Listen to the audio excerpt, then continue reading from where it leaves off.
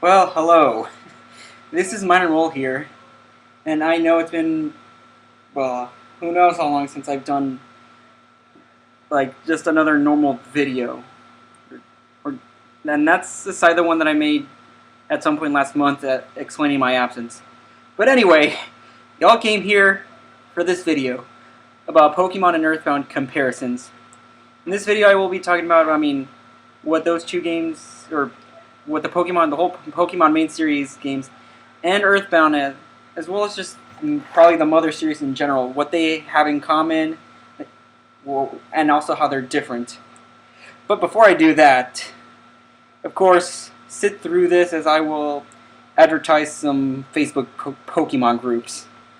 Those are Club Amore Shipping, Poketown, Pokehell, trademarked, and Pokedropolis.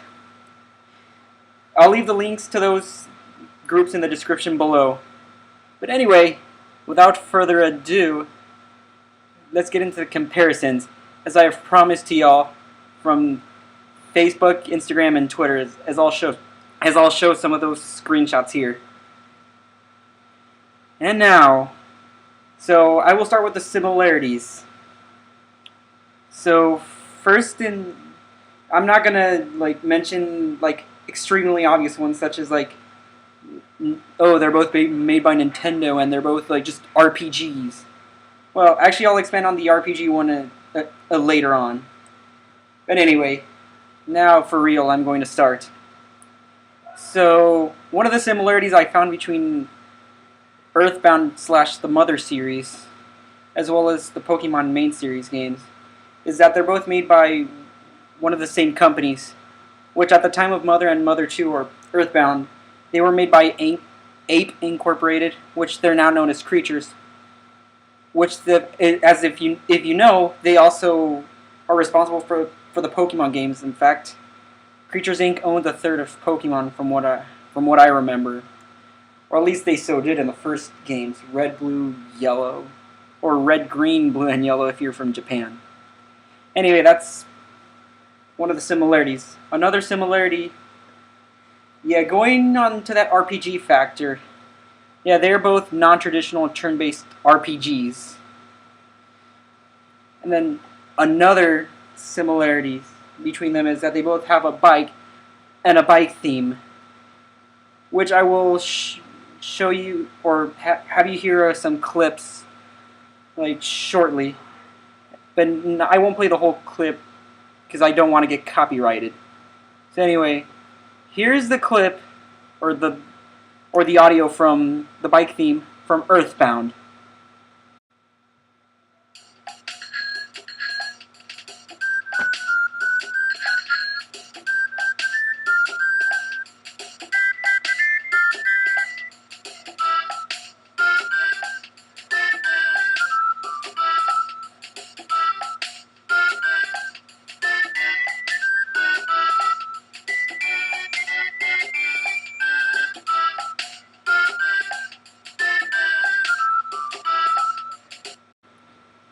Okay, so I probably lied about how much I was gonna have you guys hear, but you gotta admit it's a pretty good theme, am I right?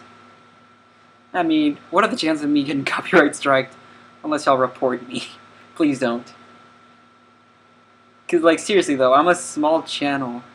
What are the odds someone is gonna find this video? Unless the title just blows this up. But anyway, enough of that. Now here's the bike theme from Pokemon. Specifically from Pokemon Red, Blue, and Yellow. Or, of course, Red, Blue, Green, and Yellow from Japan. I'm not going to play them all, but I'll have you listen to this one.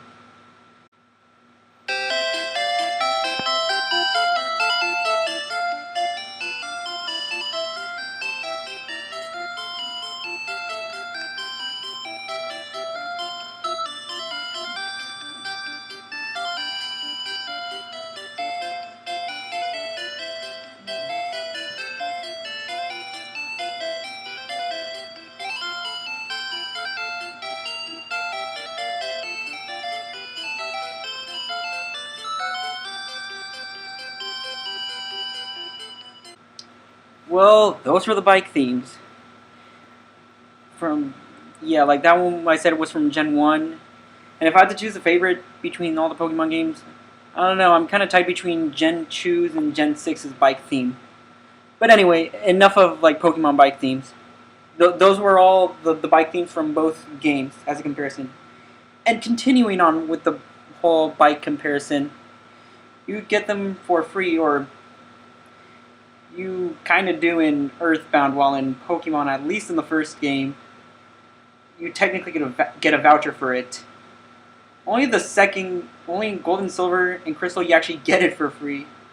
And then, also, going on from there, you still get it for free. Just the exception of the first generation.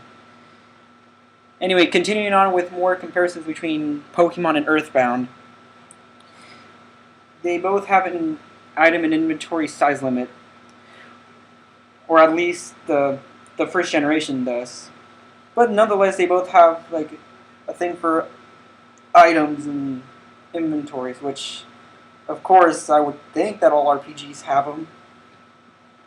And then next, the 8 gym badges / melodies after a challenge, which I'll get more into those after, like when I talk about differences. And speaking of which, I will also, yeah, they both also have like the whole concept of Dragonite, which I'll explain also in differences. And then also Mewtwo and Gaius concept, which I'll also explain in the differences, but I can do enough explanation here on similarities. So apparently, if you've played Mother or have at least heard of it, you have a creature named Gaius as the final boss in Mother. Well, as it turns out, yeah, Mewtwo was inspired by Gaius. Like, the design was. So, yeah, which, of course, you will see Mewtwo starting in Gen 1. And I guess as far as final boss, I guess you could say that's the case for Gen 1, since that's really all you can do, like catch Pokemon, especially with your end goal being catch Mewtwo. Okay, and now moving on to more similarities, which apparently this specific one is pretty specific to certain games from both franchises. From Mother 3 and Pokemon Black and White, which I didn't know because, one, it's been a long time since I've played Black and White, and also because I haven't played Mother 3 at all. But anyway, they both have a similar farewell / dying melody, up to the note, which I'm not going to play those because, I don't know, or else this video would be too long, as it already is. And then more similarities between Pokemon and Earthbound is that the main protagonist is a male wearing a hat, unless of course you're playing Pokemon and decide to choose a female character, but that's beside the point. And then also, I think I'm down to my last few similarities between both of them that I've noticed. So they both have self-destructing enemies, which in Pokemon's case would be the Geodude and Voltorb lines, among others. And then for Earthbound, you got the Territorial Oak and other enemies that can self-destruct. Except that those enemies, they self-destruct after you dealt them enough HP damage. And now for the final similarity that I've seen from both is just the concept, the usage of physical and non-physical moves, and as in the way they're organized. And once again, I believe that's probably just a general RPG thing. And now to the differences. So starting with the differences found in Pokemon, yeah, these differences will kind of come based on the similarities, others will not. So to start off with, you can have a party of 6 Pokemon. So of course you can catch as many Pokemon as you want, but you can only have 6 on your team. And then the next difference is that the main objective is to try and stop the evil organization, well, as a side quest, if you want to call it that, while your main quest is to become the Pokemon champion. Unless of course you're a completionist or a competitive Pokemon player. But that's beside the point. And then I guess a tiny difference that I've also noticed is or that I actually had to do research on, for which you'll find out later, is that the max level for your Pokemon is level 100. And then, of course, this one kind of comes from the similarities that when I say that you challenge a gym leader, and from that said gym leader, you can get one of the 8 badges that you need.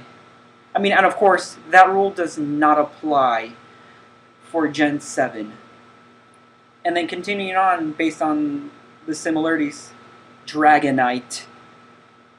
Of course, when you hear Dragonite in Pokemon, you think of the Pokemon, the final evolution from the Dratini line. Dratini, Dragonair, Dragonite. And now, which you'll see later on why it's an interesting difference that I wanted to put there. And now the next difference. The cities in the Pokemon games are named after colors. Well, at least that's the case for generations 1, 2, and maybe 3. But for sure, Gens 1 and 2. If you guys would like to let me know in the comment section, do so and inform me. And then, next difference. The main protagonists are, for the most part, 10 years old. Well, and that's with the exception of the Generation 5 games. You can correct me if I'm wrong there too. And for sure also the Gen 7 games. As with Gen 5, I believe you are like an actual teenager age. I think 13 or 15 or 16? I don't know. Comment the age down below. And then for Gen 7, you have to be 11. And why is that? Because of the trials. Okay, moving on. Another difference from the Pokemon side is that the non-physical moves are known as special moves, and of course each Pokemon can have like its own array of physical and special moves. And that's with all the types. And then the last difference, you cannot start you are not able to start your turn until you lose / gain all of the HP that you have said supposed to lose or gain from either being attacked or from healing. And that's all the differences coming from the Pokemon side. And now for the differences from the Earthbound side of things. No pun intended. So for this one, as opposed to having a party of 6, you have a party of 4 people in Earthbound. Those being Ness, Paula, Jeff, and Pooh. I'm not going to sit here and explain like their characters and all of that, because again, that would take too long for this video. Go search it up yourself. Anyway, next difference from Earthbound is that that the villain or the final boss in this game is Gygas. You're trying to stop Gygas from destroying the world. And if you want to know who Gygas is, well, I will actually be glad to tell you that he was the so-called Mewtwo-looking character in the first game in the Mother series, or how it's officially localized in the Western countries, or at least the U.S. It's known as Earthbound Beginnings. Earthbound Beginnings. So, yeah, that enemy came back to Mother 2, or Earthbound. But he is not in that form, because apparently what you see in Earthbound, Gygas is, at this point, pure evil. And, of course, going to the next difference, the max level that you can reach, this is the one that I actually had to search up, is level 99.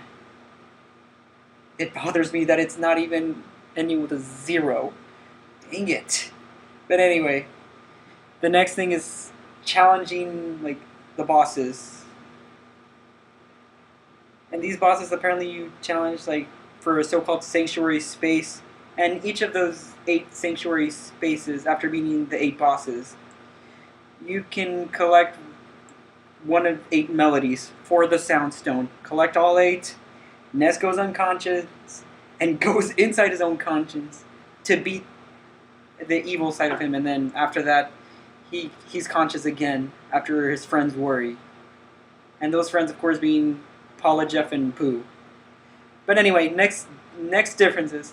the bag of Dragonite. This is the one that's pretty interesting from the other differences. So so basically what the bag of Dragonite does, it's an item.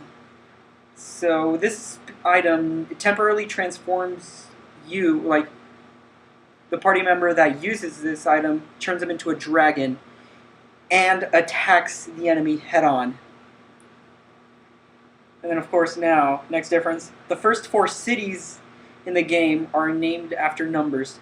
Onit, Tucson, or Tucson if you want to say it like that, and then Threed and Forside.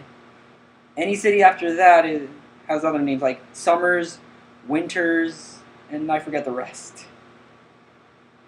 Even though I already finished the game. But anyway, next difference is the main protagonist, as well as the accompanying members, are at the minimum at least the age of 13. I can definitely guarantee that with Ness and Paula. Hashtag ship Ness and Paula. I mean, I really do. But anyway, I don't know exactly what the ages are for Jeff and Pooh, but I can for sure say that they are older than they are. Especially Pooh, since I believe he is the oldest member in the party. And now next, we're going to moving on to the final differences. The non-physical moves are known as PSI moves, and each character in the party has like their own unique set of PSI moves, with the exception of Jeff. He's more of a tech genius.